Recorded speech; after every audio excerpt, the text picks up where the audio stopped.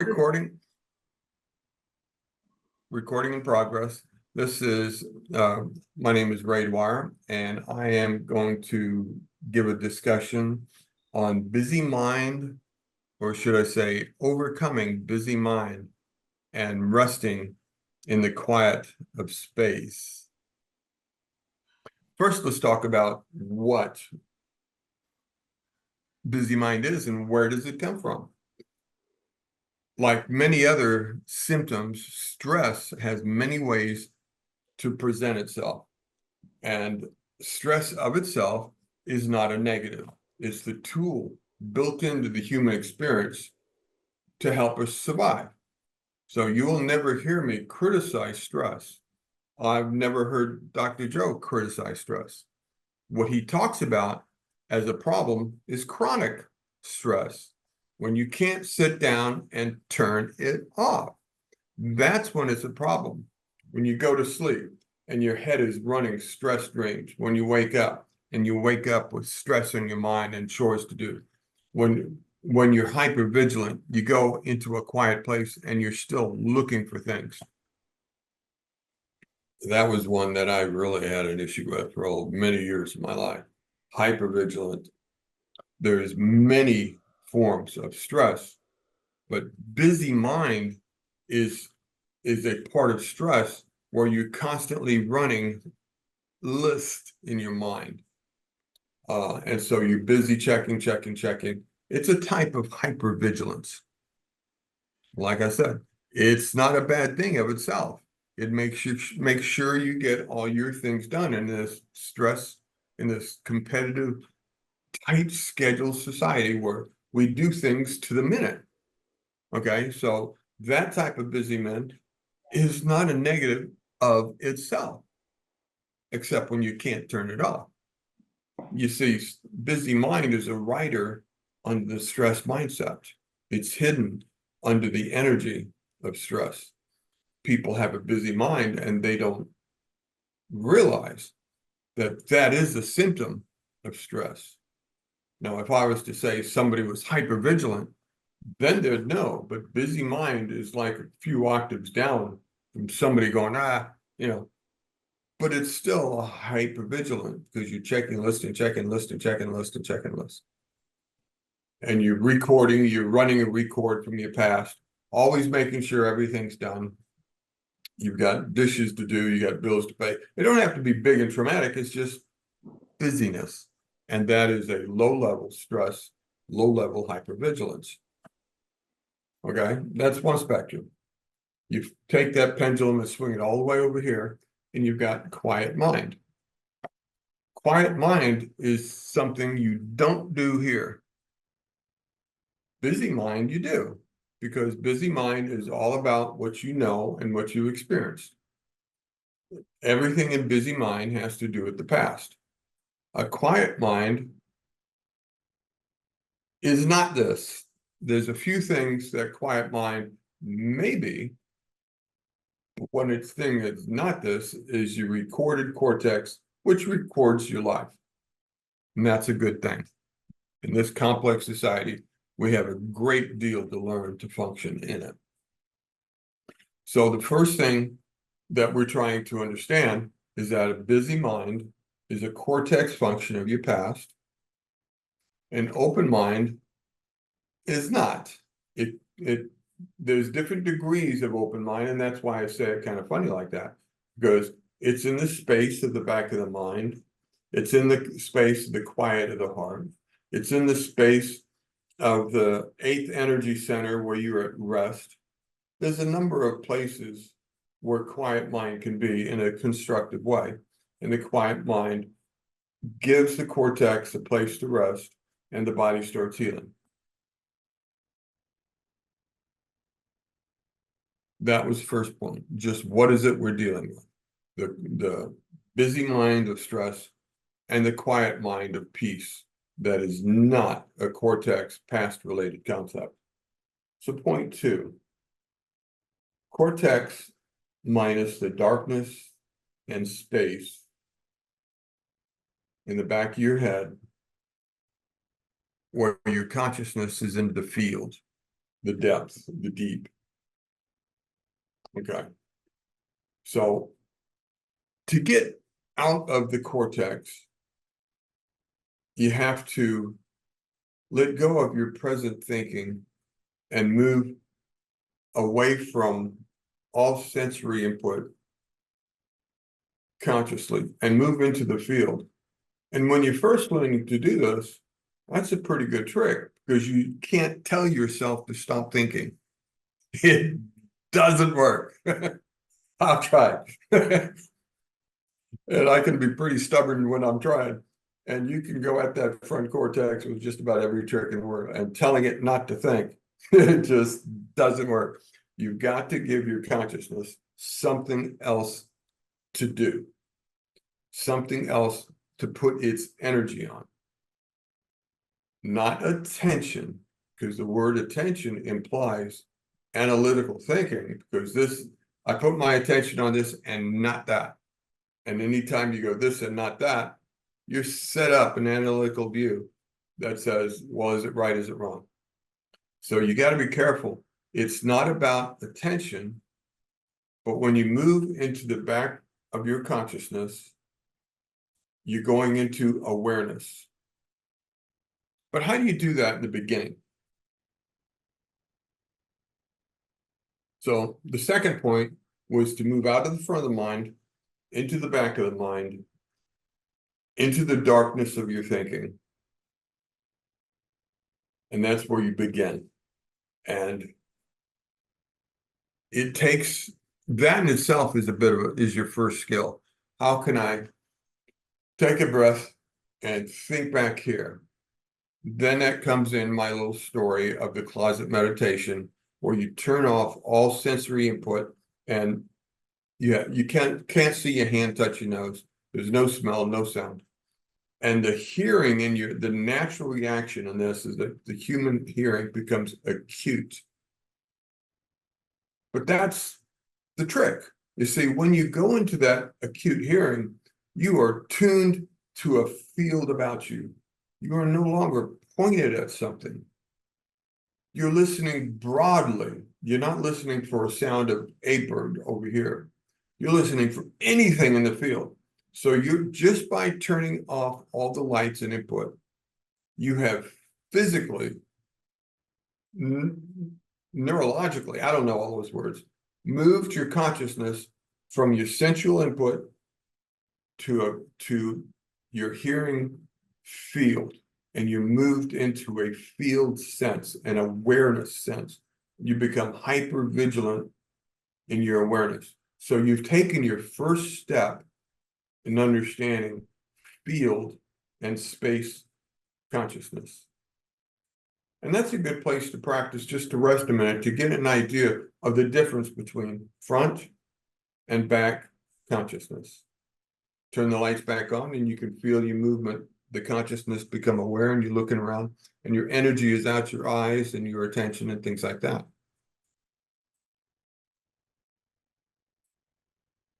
Okay. So once you have some control and awareness of, okay, I'm in the back of my head. Now let's talk about my next point. The busy mind, which is an awareness of your past and your recording of your past, versus present moment awareness and listening and consciousness. There's a big head difference. And it's not always easy to achieve. What's good the first good step is that when you realize and you're caught up in the storytelling in your busy mind, you're reviewing a past event. And once you really understand, okay, this is just something in my past that's replaying in my cortex, then I know what I'm dealing with. But you see, present moment is a little elusive because it's a point without dimension, and it's in the now, which means you have no experience to tune to because you're sitting here. It's really elusive. It's hard to explain. Oh, I'm in my present moment. Too late. You're already past your present moment. So you're talking about something that's in your past. You see, the present moment is hard to speak of because it's not, it's a point in a line, and points have no dimension or space. But in that present moment place, your consciousness is quiet, and a certain kind of experience begins to happen. Because this learning how to rest in that continuous present moment is the beginning of learning how to do what Dr. Joe says: no body, no place, no time. I in no way am trying to make it sound easy. It is like wrestling smoke. If you're used to a busy mind and you don't feel comfortable without your mind running, present moment is going to be a challenge to achieve. Just thought I'd tell you, just be honest with it. It can, some people, they go, okay, I got it. And all their blood pressure, their blood, the hormone, they just change. You just know that they did it. And you go, how'd you do that? It took me so long to even find that spot, even momentarily. And yet some people just have a talent for it. You can't beat someone with talent. It just, you ever meet somebody with talent in music and you just watch them playing and you wonder, how do you do that? What do you mean? Well, I just do this. They don't even know how to do that. So don't worry about other people, because anytime you compare yourself with other people, you always lose. A little side note, don't do it, because if you come out ahead, then you promote yourself unjustly and you blind yourself to where you really are. If you come out behind, you criticize yourself and tell yourself how unworthy you are, and then you blind yourself again with a false judgment. So don't do it. It's a lose-lose. Yeah, it's a lose-lose thing. So just look in the mirror and say, you're doing okay today, Yeah, yeah. and go from there. You know, because we have lost the memory of our history that put us here. Right. And we just don't know how the craziness of our existence that put us there. So it's best if you just kind of get it and go from there. A little side venture on that. So let's get back to the present moment. The present moment is where you begin to listen to the quiet of your mind. Because in the present moment, there's no list running, there's no fear, there's no chatter.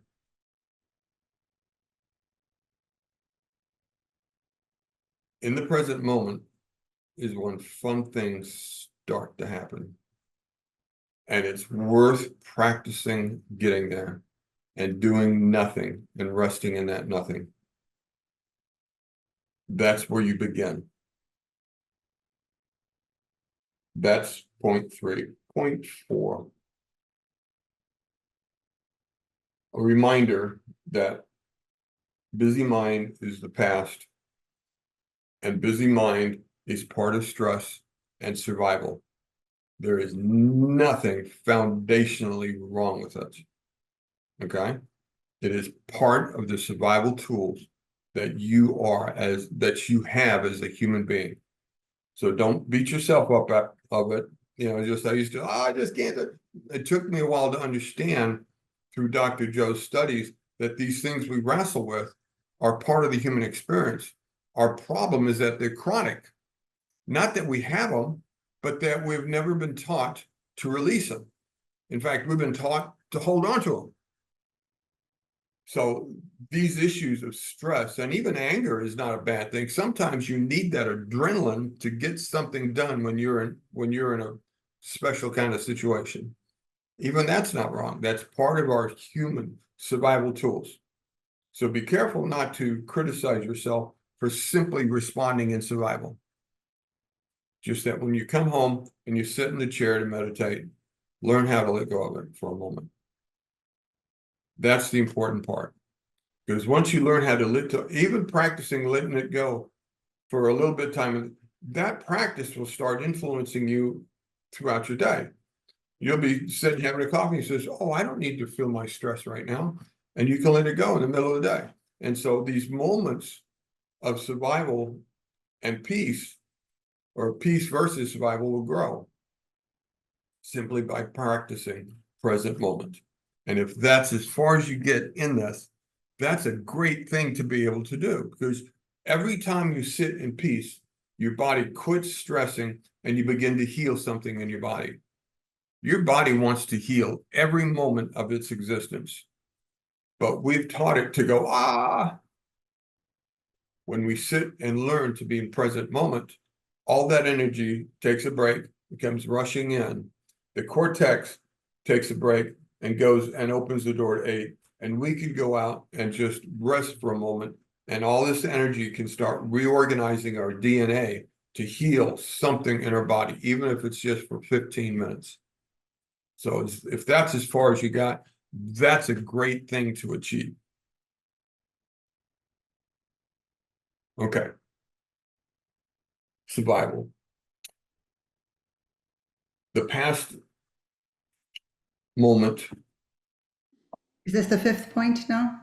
No, I'm still going to talk about the contrast now of busy mind and survival. Okay. And how do you practice present moment? That's the point. The present moment is quiet and in wonder. Sometimes, so what do I do in this present moment? Well, you rest in quiet and you just wonder. Don't go at it with questions. Don't even go at it with an intention. Go at it with an intention of nothing greater than to wonder and be at peace. Because what you're doing is you're entering a playground you're not really familiar with. So you go into this present moment as a new person and just wonder what goes on, because your experience there will be different from mine. You know, being a guy with my attitudes, I'll have a different experience than a lady with a gentle heart. Your wonder will create different things than my wonder will. I sat and wondered what to do about what I'm learning, and I got this lesson. You'll sit and wonder, and your heart will be filled with something else. Okay? If you need to practice this, some of the things that I wrote down is take a walk in a park. But what do you do applying this and walk in a park? Go to a park that you're familiar with, so you're not stretching yourself to think about it and be safe and stuff like that. Go by yourself, so you're not tied to a conversation. And walk with your eyes barely focused enough on the ground to keep you from stumbling over the sidewalks and sticks and stuff. Don't listen, don't pay attention to what you see, because that's pointed. Give awareness to what you hear, because it's full field. Walk down the sidewalk, listening for the wind in the trees. Walk down the sidewalk, listening not for a bird, but listening to sounds of birds here and there other ways. Listening for squirrels running in the grass. The point is to not have a point of focus, but to practice being open field. Okay? You're exercising the back of your head and yet conscious. You're exercising field awareness versus attention to details. From the time we were children, we pay attention, pay attention, pay attention. We got grown up and we've never practiced awareness to the field. I didn't. This was cool beans to me. I just like walking through the park and open focus. That was amazing to me. I would walk through the forest and I'd look at that tree, and that's an oak, that's a redwood, that's a blue jay. Everything was grab my attention, understand it. I started doing this, and it was a whole new. I could walk around a city park, a very common city park, and trip out now, because I am like open to every little sound here and there and everywhere, and no attention to anything. I am aware and alert to it, so I can talk about it when I'm done. I'm recording it, but I'm not letting my mind be drawn to anything. I used to do this as a teenager on the beach without knowing that's what I was doing. I'd sit on the beach. I'm a beach person. I grew up in Pensacola Beach, and I used to just sit and just let the wave soothe my broken heart as a teenager. And that would be boring. And yet my spatial awareness would be tuned to the sounds of birds or something over here. And I'd let the happenings about me open me up, and it would relax me. You see, the whole idea is not to be attentive, but to be open experience. That's the point. And that's the first level you practice in.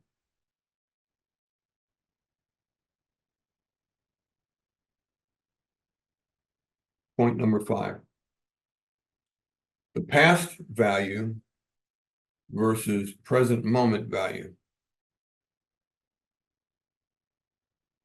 If you're busy worrying about something in your past, that survival is still hot in your consciousness, your walk through the park is not going to be able to be more valuable than worrying about your list that you have to do. What you're doing in the present moment has to be emotionally more valuable than running that list.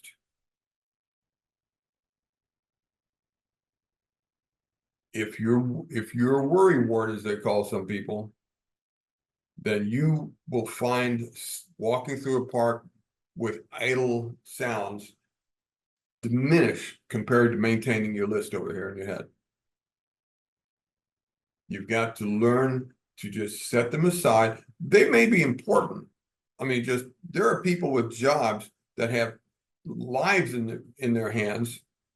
Those lists are important, but not right now, not right here.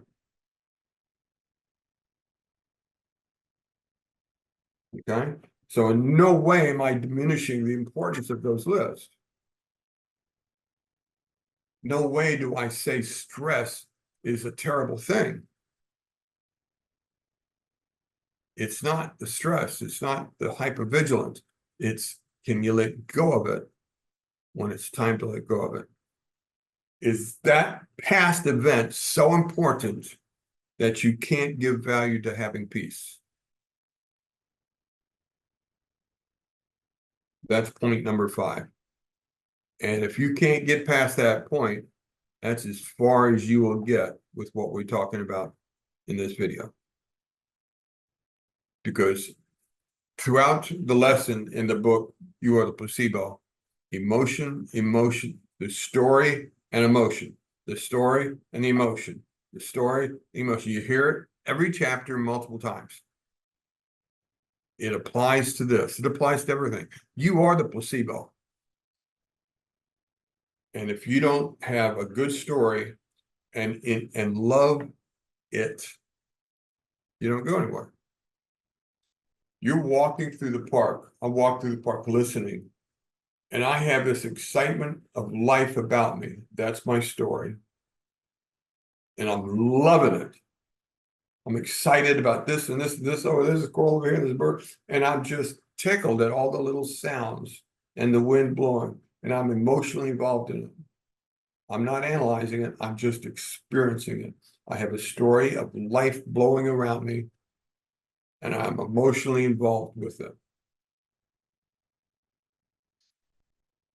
I get back to my car, pick up my phone, and I start checking my list. But in that moment, walking in that park, I put my list away, and I'm walking in the flow of life about me.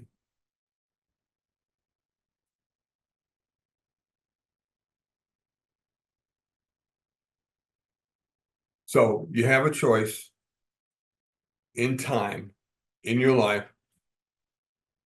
Past, no, that wasn't what it was. Now I'm going to graduate you to the next step. You are practicing present moment awareness. You walk through the park and you're going through present moment awareness. Point number 6. Present moment versus future moment. Okay? When you're walking through the park, everything is right now. I heard this, the squirrels over here, that was the blue jay over there, and I'm just walking and I hear the wind blowing and everything is present moment. But the next step in where we're going with this is a contrast between present moment and future moment. It's a very subtle thing, but as far as your consciousness goes, it's a doorway to something different. Okay? Your present moment all has to do with this existence right now. The world about you, it's raining and stuff, and it's what you're experiencing in the right now. You're not being pulled by the past. You're not worrying about bills for tomorrow. Its present moment is a peaceful experience for right now, and it's a beautiful thing to achieve. The next step is what I labeled, if this is the future moment, if this is the present moment, I call that the future moment.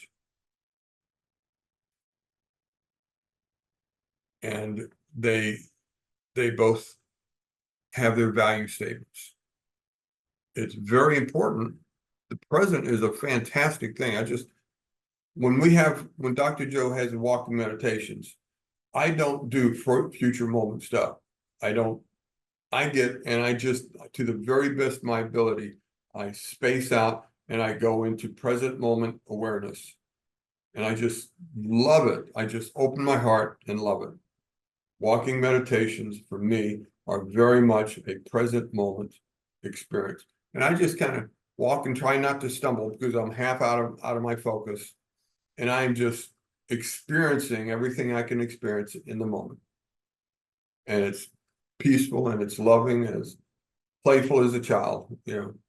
Children don't have past to worry about, and they don't understand future. So they go in the playground, run around, get dirty and climb and fall and bang and scream and yell and cry, and everything is right now. And 5 minutes from now, they're doing something else. I love it. That's why it's so much fun just to go to a playground and watch kids play. That's in us. We have that. It's part of the human experience. We just have built these programs that keep it from us. So we're learning how to do this again. That's present moment love. The future moment that I'm speaking about in number 6 is once you're resting in your present moment, let your attention say, what's in my future? Not years away, but in the next moment. I'm not talking about the weather. I'm not talking about what squirrel's going to run over here and what blue jays. I mean, in me, what's my future a moment from now in me, in my heart? The difference between saying my next moment in the future moment is we can get lost in imagining unrealistic things in the distant future. But in the next few seconds, nothing really changes. And yet, can we open our consciousness to say, what's my future moment? What's in my consciousness can happen to my consciousness in the future next moment? Because when I'm sitting in the present moment, my consciousness is quiet. But what does it tell me to do in me to say, what's my future consciousness? In me, it has an odd reaction to me once I started asking this question to myself. My consciousness started listening to the space, the field, the divine consciousness. It was an odd reaction. And all I did was think the question, and feel my reaction. It says, what's my future moment? And I could feel my consciousness open a window and go, let's go look. It's amazing. So that curiosity about the next moment kind of opened up a receptivity somehow. Exactly. Thank you. That was exactly the point I was trying to make. Just by first you rest in the present moment, you clean your connections, then you go, I wonder what my future moment is. And it opens up the receptivity, the wonder factor. I love the word wonder because it's a non-defined question. You're not pointed, you're not saying who's going to win the horse race on the third. No. Or what's my stock going to do? Or am I going to get fired? Or no question. It's just, I wonder what. And you just open like you're listening. It's another form of listening, except instead of listening sensually, you're listening consciously. And you get there simply by being in the present moment and saying, I wonder what my future moment is.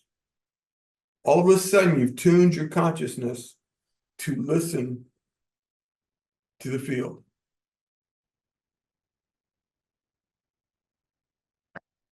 It really had that effect on me. Now, the next point, point 7, is the last one. And we've already touched on it with the present moment versus the past. How much emotion can you put into the future moment? How much love, hope, sense of adventure can you give that moment when you go, I wonder what my future moment is? And you allow your consciousness to open up and listen. Love it. Hope in it. Look for, get a sense of adventure. Like, I wonder, like, okay, I'm told that I have friends that walk with me all the time. Will they speak to me today? Are you there, teacher? Are you there, my beloved?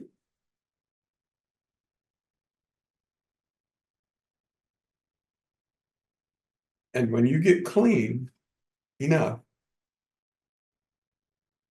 you'll begin to sense them, perceive them, hear them, not necessarily through your ears, but through cognitive hearing. And as that relationship becomes more and more, this work gets really strange and really funny. That was what I was busting to talk about. Thank you for being such a good receiver. Now I'm open to questions. Starting at the top, go down with anything that I said that you want me to elaborate on. Okay, well, thank you. This, I feel my sense of adventure and wonder is opened up from what you're describing here. So that's really infectious. Yeah, so starting from the top.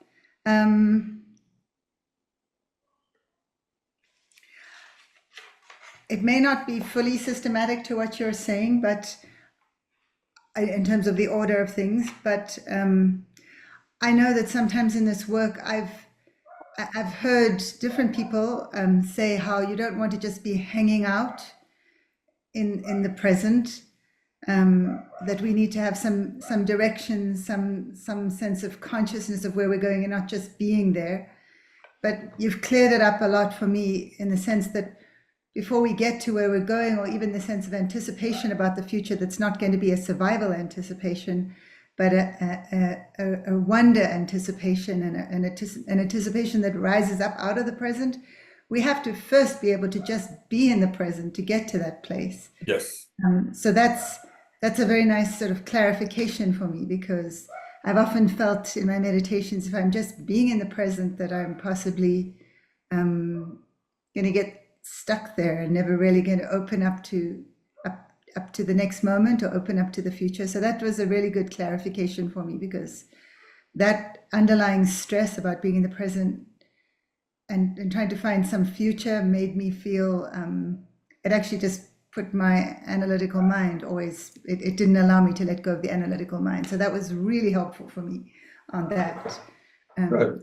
So I would say that for a start. Yeah, see, I have talked to others who said, I can't just rest in the present because I've got things to do and I can't quiet it because mine's not doing anything. Then you didn't hear what I said. Right.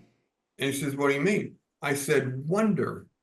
Yeah. Go in the present moment and wonder about the life about you. Give yourself the story and the emotion that your open sense is feeling. You could sit in a city park, don't even move. Open up your sense of awareness about you.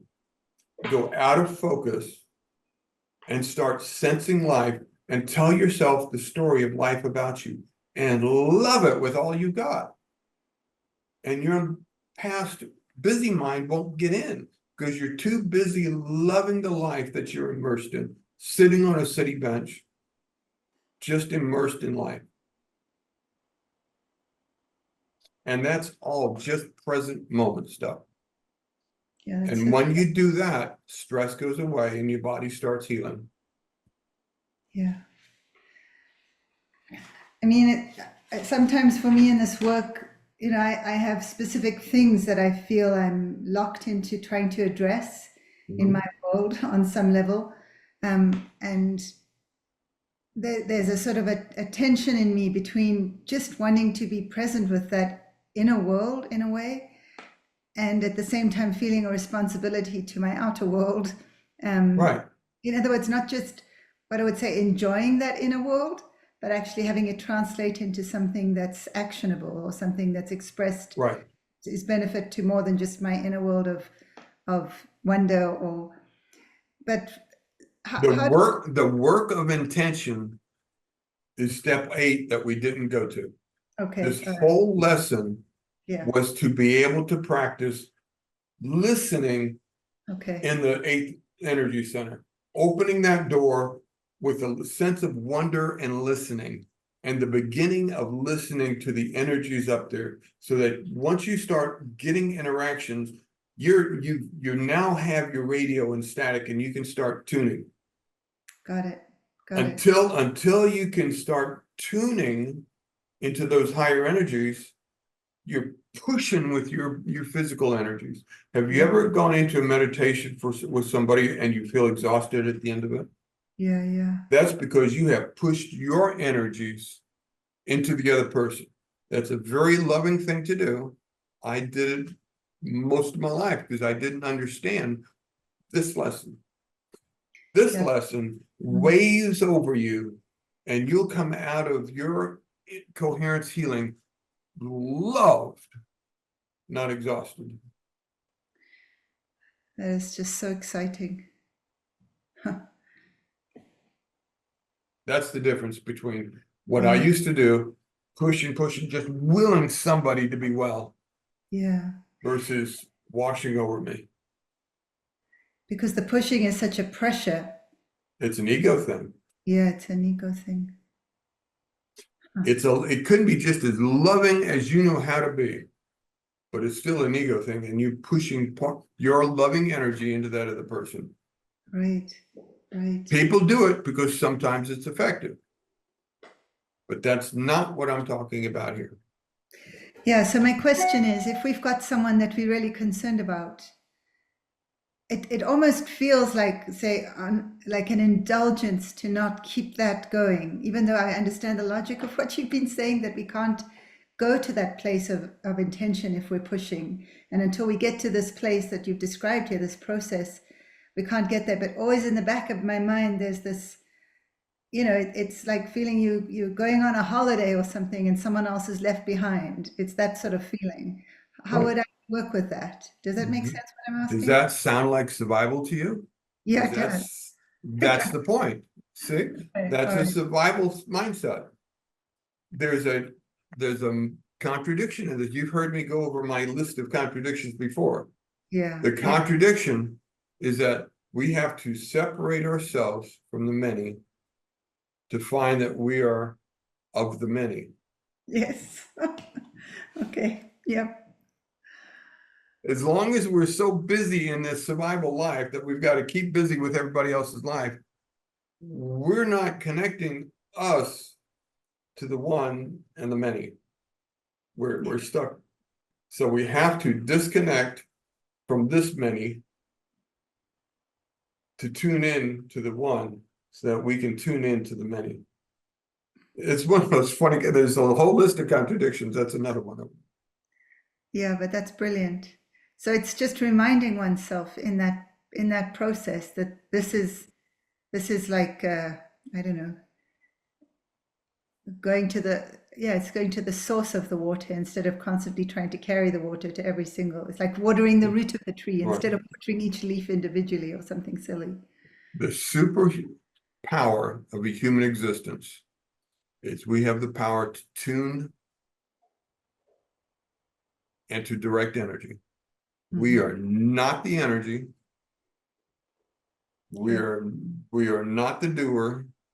And there's even a question if we are the desire. But our power is to be able to tune in,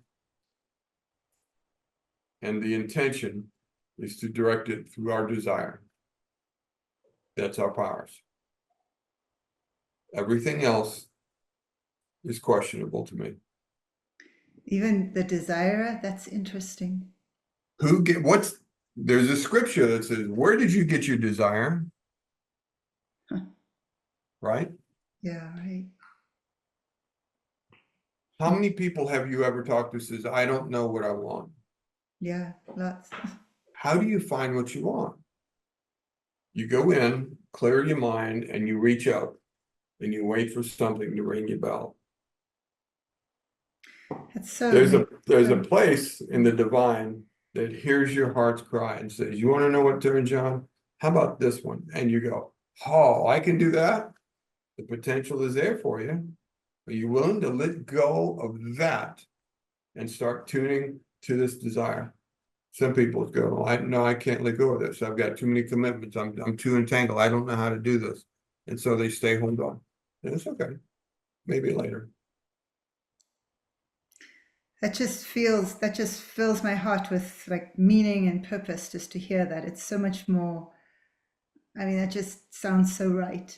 It just sounds so right, rather than some notion of overlaying some pushing desire that, we don't really even know what we want, Right. really. Yeah. I have a desire working in me about this funny old guy who I just think if I can do that, that would be so cool. And my life is just slowly, I'm progressing in that direction. And that awakening of that desire or that direction or that vision, that was more of a gift to you of that place that you're describing, right?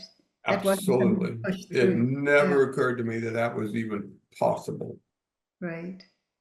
So your healing journey, um, you at some point had a conscious desire, right, to heal. That was Dr. Joe says people change for one of two reasons: trauma or a love of future self. yeah, Most people, he says, don't change until trauma knocks them off their comfort zone. yeah, I'm a clear case of that. I was hard set to determine to succeed the way I chose to succeed. That was knocked off me as I was sitting in my cancer chair with the bottle plugged in my arm. Once I cleared that, and it looks like I was going to survive, now what I do? Because everything that I had before that was gone. I'd lost my physical strength. I'd lost my mental clarity. I lost my business contacts. I lost everything. Now what do I do with my life? Who am I? I get to start fresh. I have to start fresh. I mean, I got nothing. We're having a hard time buying groceries. I mean, I got nothing. The VA was keeping me alive, but they weren't healing me. I had to find something in me to make me want to. And somewhere along the way, I started doing the inner work where I started wanting my future self. And I couldn't have a future self until I healed my past self. yeah, And right, so I learned to heal my past self. And once that was taken care of, and that took months, not days, all of a sudden my future self was there saying, I've been waiting for you. Look what I got. And I go, who are you? You're just, I can do that. And he goes, come on, let me show you how.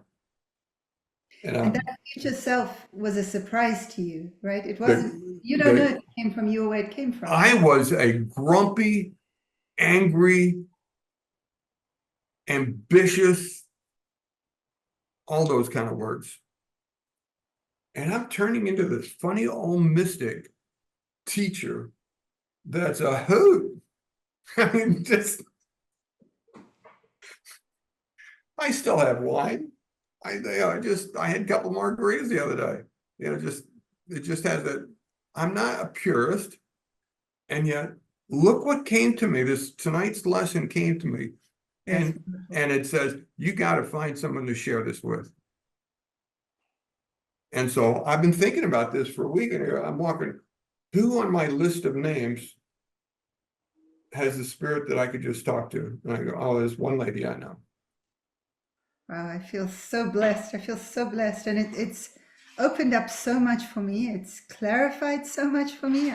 I feel like this is my, what the divine is giving me today that it's unbelievable to me. I'm so thrilled by it, actually. So out of these 7 points, what do I need to expound on some more? Okay. Um,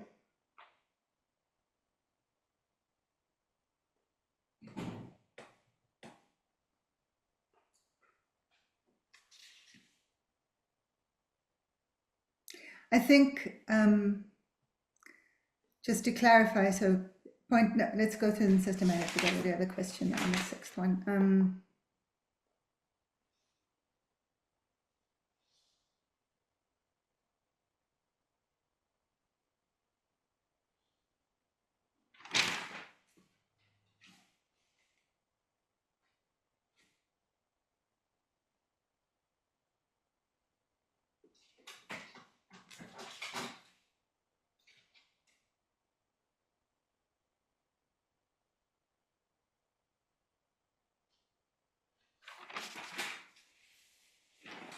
So point number 4, the busy mind is the past, part of the stress and survival.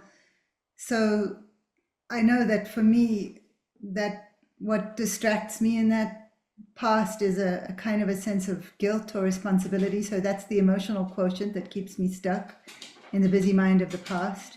It's that, you know, the whole story that I have, that the circumstance in my current life is somehow a reflection of me not being enough. And I do have the habit of thinking that if I dwell on that for some degree, it'll somehow resolve it, which I know with my intelligence doesn't make sense because it just reinforces the problem. And I've been quite good about getting away from that.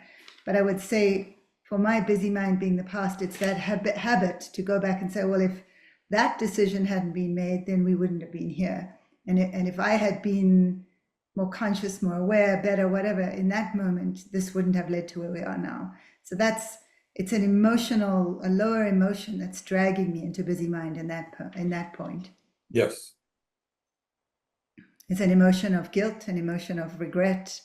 So that is it is the past, and I see that. So that's the part that I'm fighting a lot, and a lot of the time it just feels like a technique that I have to, like Dr. Joe says, change. Sometimes, But I'd like to suggest that you're a little bit easier on yourself. You're accusing yourself of being inadequate in that moment that you made a bad decision. But right. in that moment, you made the best decision that your information and your emotions allowed you to make. You didn't make a mistake with the information and the emotions you had. I agree You with did, that. then Yeah. don't find guilt with it. I think the difficulty for me is that if I was the only casualty in those decisions, and it's true, I can't say if I would have made a different decision, because you're right, I always did the best I could under the circumstances. Then there is no But fault to be found, even when later you're proven to be absolutely wrong. You can stand before the Father and go, I did the best I knew. And the father would say, bless you, I love you. It's the casualty of another being. Life is like that. There's Yeah, no getting away from that. yeah, No getting, you cannot avoid that. You have limited wisdom.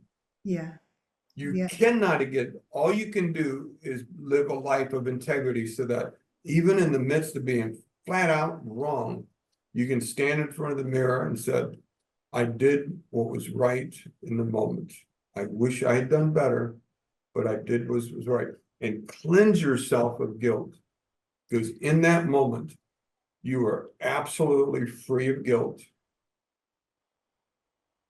And you simply did the best that your wisdom and emotions allowed you to do. Not just wisdom, but emotion, because emotion screws up our head. So even if we did something kind of our emotions ruled and we did the best we could because we're humans. We're children in this. We really are children in this. we are. We just have a more complex life than young adults. And so don't find guilt with yourself ever. Yeah, I lived a very dark life in the Army. For me to forgive that, it took me learning this lesson. How could I possibly forgive myself for the terrible person I was for a few years? Terrible things I did. And my teacher came up to me and says, look in the mirror. So I thought of, I'm in the mirror. He says, was he worth saving? I said, yes. Then you made the right decision. the right decision to let that go. The right decision to do what it took to survive Oh, at the time. Yeah, at the time. right. And so just let it go, right? You just, the worst that you can do, be accused of is that you did what it took to survive. Isn't that what everybody else over there is doing? Yeah. Then why are you guilty? You just did what it took to survive. You have a complex family issue. You just did the best you could with the wisdom and emotions you had. There is no guilt in that, period. As who is our comedian says, well, stop that. You probably seen it. I haven't. I don't know. Oh, what is that? He said this comedian, he's playing the psychologist, and he says, okay, and this will only take a few minutes. Tell me what your problem is. And the guy goes, and the lady talks about it, says, okay, now I'm going to give you 2 words, and I want you to write them down. She says, okay, stop it. Yeah, fair enough. What do you mean? And he said, isn't it hard? Isn't it amazing that you give somebody 2 simple words and then they ask you, what do I mean?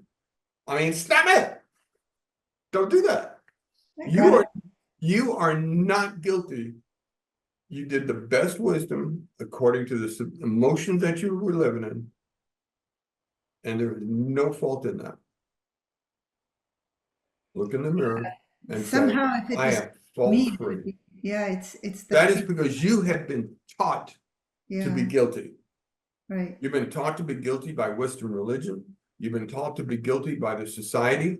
You've been taught to be guilty from doctors who say you're not doing something. You are taught to be guilty. Stop it. Okay. Okay. Because we are meant to do what it takes to survive. That's what stress is all about. That's what all the crazy symptoms of stress is about. We are trying to survive in a world that's lying to us. All the symptoms and all the illusions and all the advertisement, they're all empty promises. Yeah. And we can't live up to that. And so we get a sense of guilt. Oh, I'm not that guy. Oh my goodness. Finding worthiness in me was life-changing. Mm. So how did you find that worthiness then to step out of yeah, what did you do to find that worthiness? I had a meditation that left me on the floor, crying my eyes out, and the divine was all over me, waiting for me to accept, am I going to be worthy or not? And when I received the message that my teacher was giving me, now's the time, right? You got to give it up. And I said, I am worthy. And in that moment, heaven blew up for me. And when I got off the floor, I was a different person. Amazing. And 2 weeks later, my cancer was dead, gone. And I've never had cancer since then. I was so changed by accepting my worthiness. Let me ask you something. Does a son ever ask he was worthy to be the father's son? He just is.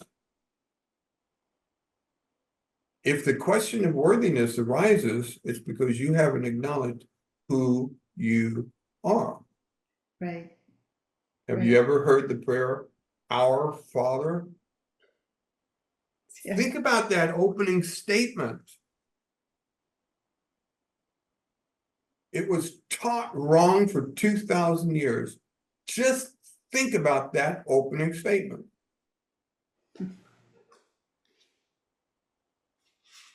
Let that opening statement get into you. Yeah. And the question of worthiness evaporates. The son doesn't ask if he's worthy. Our Father, Just it.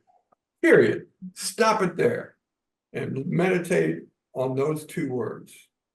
And if you get the message I'm saying, then the I'm not worthy goes out the window. In fact, even the question of worthiness goes out the window. Because you're the son, you're the heir to the throne of the infinite potential. Right there. And those words are stated in every major religion around the planet in one form or another. Yeah. It is simply the human experience for all of us. But we've been mistaught. The human experience, Western religion has mistaught us from the beginning. Why? That's their issue. I just know it has. That's wonderful. Thank you. So I have a question on your 6th point about the present moment versus the future moment. Okay. That how does one, make sure that in that present, you did describe it a bit, I just want to hear it again, that when you're in the present moment, to open up with wonder to the future moment, but without starting to anticipate a future moment, which I think would put one in the wrong space again, sort of almost a kind of sort of an anxiety anticipation of a future moment, not really anxiety, but a pushing, I would say pushing, versus a receptivity, to move from the receptivity in the present to receptivity of the wonder of the future moment. I think that was beautiful. Exactly. Because let's go through my walk in the park. I am walking through the park and I am not focused on this or that. I'm just bathing in the river, in the wave of life about me. And I'm just loving it. I'm experiencing noise here and noise there. And I have this imagination that I'm walking through a current of a wave of flowing life about me. And I hear this and this and this and this and this and this, just like sounds in a beach, this, birds and this. And that's just part of the wave of life. No analysis. And I'm loving it. Yeah. But that's all this moment.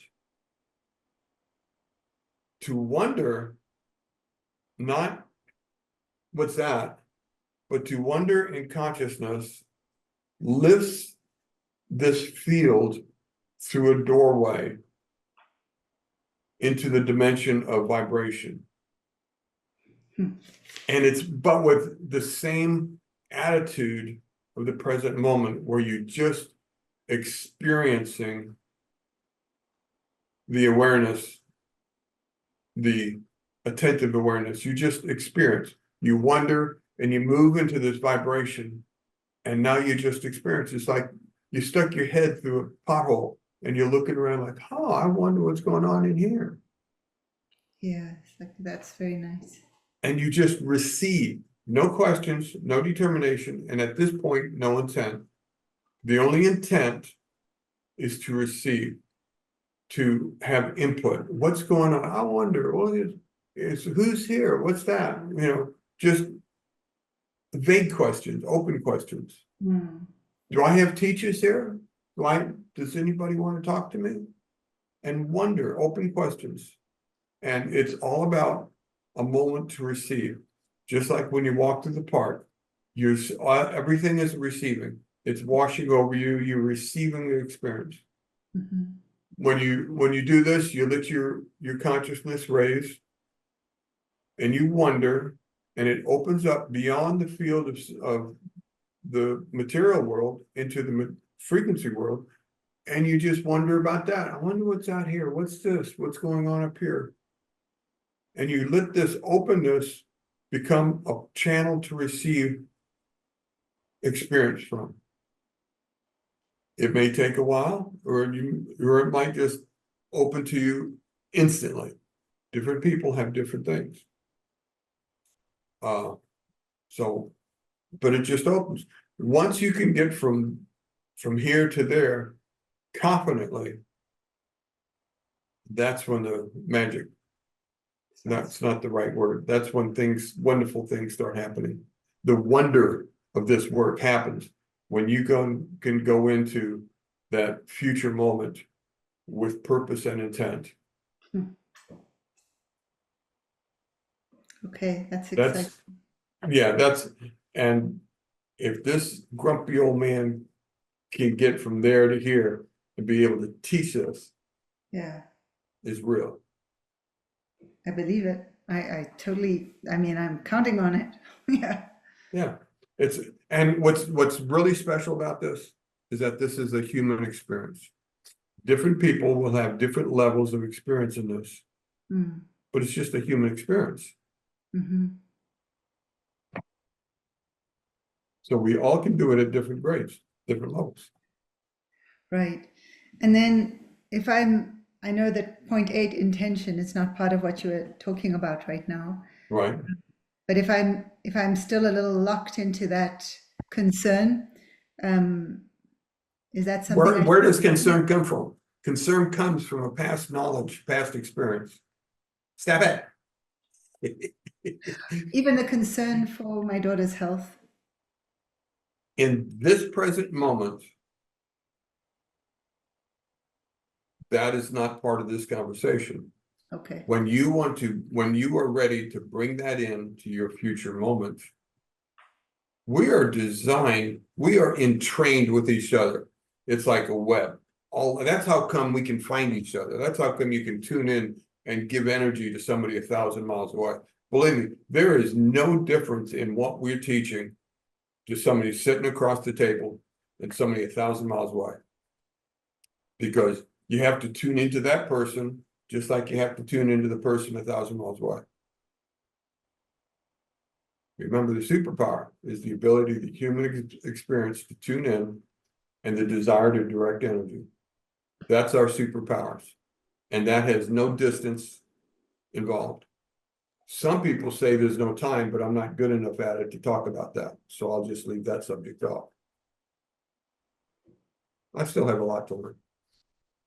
But in the present, distance and desire, tuning and desire is all what we're talking about. So once you learn how to do this, you'll be able to learn how to tune and find people. Finding is my word. I've never heard anybody else use that word, but to me, I'm finding people in a dark room. That's part of my dark room metaphor in my meditation. And, I tune in and I think about them, all of a sudden, oh, there they are. And I've talked about people having broken bones and yeah, he did that when he was in high school or,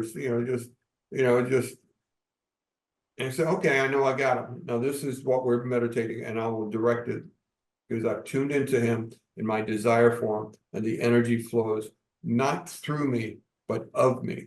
It's like I'm pointing and says, I take my overhead lamp and says, okay, shine it here. I'm not the energy, I'm not the lamp, I'm the tuning and the desire. And neither one of those have substance. Neither one of those are material. They're all consciousness objects. They're both one of them. But first, to do what I'm talking about in step 8, you have to be comfortable in the wonderment of step 7. Yeah, I hear that. That's now. Yeah. You say, Yeah. I see that. I hear that. I have a history that I know about pushing energy. That was part of my history. And I always wondered about that because I always felt I was ego-wise interfering with somebody. Yeah. And I found my consciousness felt like I am committing an offense, pushing energy on somebody. Yeah. There is no offense because the consciousness, the divine knows just to love and pour out love and let love do its healing magic. I am not responsible for it. I am just shining a light and giving my love and giving my direction and giving intention. That's all the light stuff. So there's a distinct difference between what I used to learn, what I thought was what I was being taught, to what I'm being taught now, and what I'm teaching now. Now you're just directing wherever your attention is drawn, that shines that light. Because, Yes, yeah. Okay. right. Where the attention goes, energy flows. Yeah. That's one of the first things Dr. Joe teaches. Yeah. Expand that to a universal law. Think of this, you're in the super consciousness state, you're tuned to the divine, where your attention goes, energy flows. Mm-hmm. You are not the energy. Mm-hmm. You are simply the pointer. That's my desire, Father. Can you help us here? Mm-hmm. Wow. And when you're in love, you're in the frequency of the field and it responds. Right. Right. It's magnetically pulled to wherever your attention is going because of There, that love. there is only a law of attraction. There is no law of repulsion. Huh. Sometimes you're out of frequency, so there is no attraction. But Right. that's part of the law, just because you're not tuned.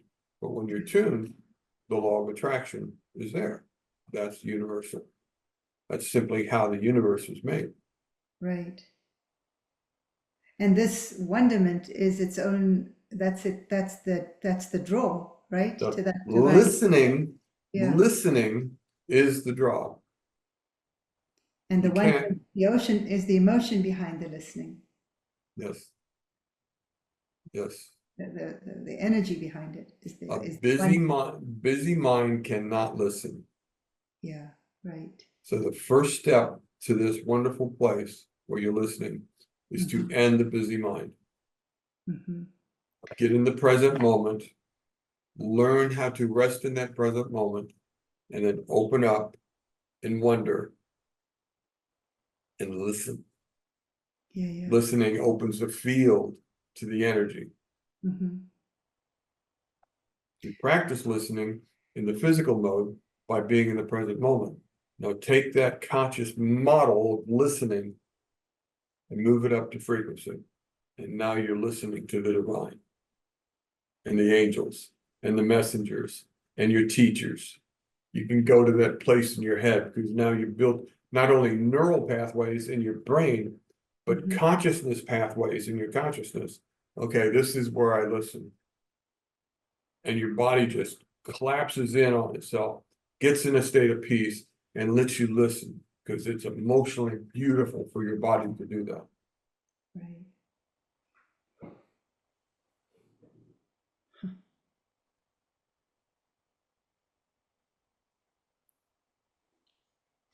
I'm excited about it. I'm going to go back a little bit in my questioning. Sorry, they haven't been systematic for your order. No, that's why I'm doing this, because I just went through this and I expected I had holes in what I said, and so I'm letting you talk to me. Oh, I don't know if there are holes in what you said. There may be just holes in what I heard, because it doesn't mean it's a reflection of what you said. That's Um, fair. so I know that, creating that open focus, the sort of technique of that Dr. Joe talks about, the space between the ears in space, or between the eyes and all that. But that's a first step, first feel the body, then go into that place of space. And then do you then literally go from there to the back part of the brain? Do you, if you're going into meditation, like I suppose you've done it so many times, you can just go there more easily. But as far as a systematic step through it, would you be present with first in the body, then going into the space between the ears in space, and then take the consciousness to the back of the head to facilitate that space place? That was where I began. Okay. And then, but Dr. Joe will remind you about the heart. So this is something I didn't go into too much. Right. Once you get out of here, to Yeah. find that place of peace, you put it into your fourth center. That's how come his meditations are kind of strange. Put your awareness here and here and here and here. He's trying to teach you that your consciousness, your conscious awareness, is not something that is in a place except by your will. It's not something that has a size, but by your will. Yeah. Were you online that one night? I asked the guy, how big is this consciousness and where is it? Tilt. Says, what do you mean? Well, how big is it and where is it? You see, the point is that can you, by your will, direct your consciousness to a place and a size? And the group just never thought of that question. Your consciousness can be directed to any place at any size. The importance of that is that if you have a little tiny issue in your body, can you tune your consciousness down to flow down the veins of your body so that you can see the cells and heal a little vessel and a little cholesterol clogging area? It says, oh, it's got cholesterol because there's a sore in my vein. Cholesterol is the patch to vein sores. It is not an evil. But if your body makes sores in your veins because the toxins in the flow of the blood, and then it sends cholesterol to scab it. Advertisements make it sound like the cholesterol is bad. No, cholesterol is the bandage the body's putting on a sore in the vein. What happens when you keep taking the bandage off? It gets worse. What happens when you take a chemical that dissolves cholesterol on it? Then that sore is exposed after the body was trying to fix it.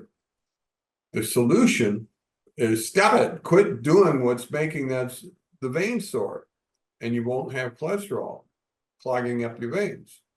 Right. Makes sense.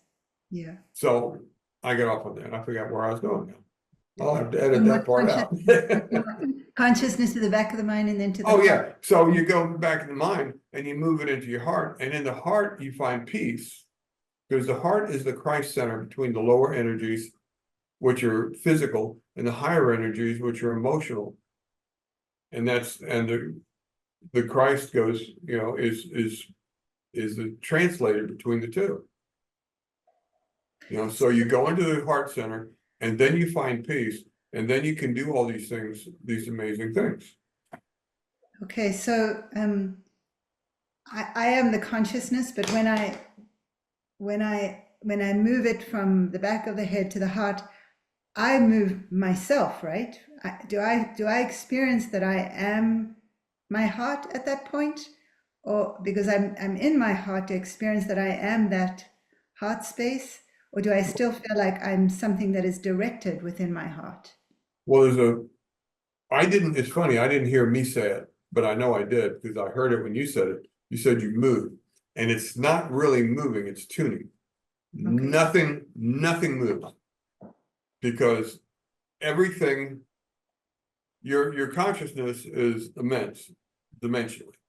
So what you're doing is your attention goes to a point, and we have been taught all our energy is here. Now we're being taught we can move our consciousness back here and turn this off and let him go to sleep with an intention. And we can move it around and we can explore different things. You've probably heard of people who can move their energy down the hallway and tell what times and see what people are wearing in another room and all kind of crazy stuff. They are tuning their sphere of awareness, and they can move it around and tune it to this space. Crazy stuff. But people do it. So what we're doing is we're tuning to our heart and tuning to the energy that is the mind of the heart, because every one of these centers have a mind. You know, we have, well, I don't want to go there. And so we tune into the mind of the heart, and the heart is an interesting thing because it is the first mind of the body. And it's what gave life to the body. It was the first thing that moved and functioned and everything in the body. The heart was first. So we go into the heart and we just rest in this experience. I have a little story I tell me when I'm there. So everybody should have a heart center image in their mind that they tell themselves a story. My story is based on my history of learning that I've got, but it's a nice story. And I go there and I love it. And so I can go into my heart center and here's my throne room and stuff like that. So you go in, and from there is where your consciousness rests and these extra experiences begin. Because this is the well, I'm losing the conversation here. But put less emphasis on move, because it sounds like you're doing something, and tune is a much more correct term. Okay.